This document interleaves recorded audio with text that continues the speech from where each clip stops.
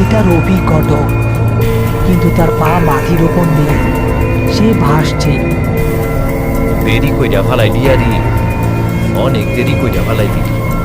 আমার সখিনা অপেক্ষা করতে পছন্দ করে না। রফিক ঘটক হাত দিয়ে স্পর্শ করতেই তালাটা মোমের মতো গলে পড়ে গেল এবং গেট খুলে গেল।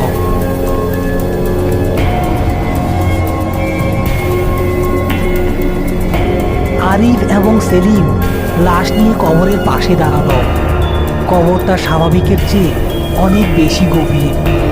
টর্চ মারলেও কবরের তলা দেখা যাচ্ছে না, শুধু অন্ধকার। সেলিম, সাবধান, এই কবরের কোনো ঠিক ঠিকানা নাই। এক টানে লাশ পালাইয়া দিবি, কোনো দোয়া কালামে কাজ হইব না, কারণ এইটা সাপ পরা মরা।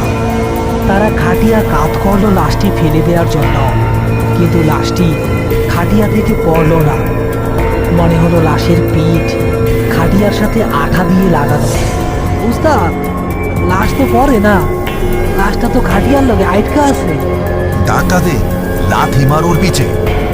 সেলিম যেই লাশের পিঠে লাথি মারতে গেল, লাশটা ভিতর থেকে ঘুরে সেলিমের পা খপ করে ধরে ফেলল। এবার আর হাত দিয়ে নয়, লাশ তার সেই মুখবিহীন চেহারার মাঝখান থেকে আচমকা একটা বিশাল গর্তের মতো মুখ তৈরি করে সেলিমের পা গিলে ফেলার চেষ্টা করলো।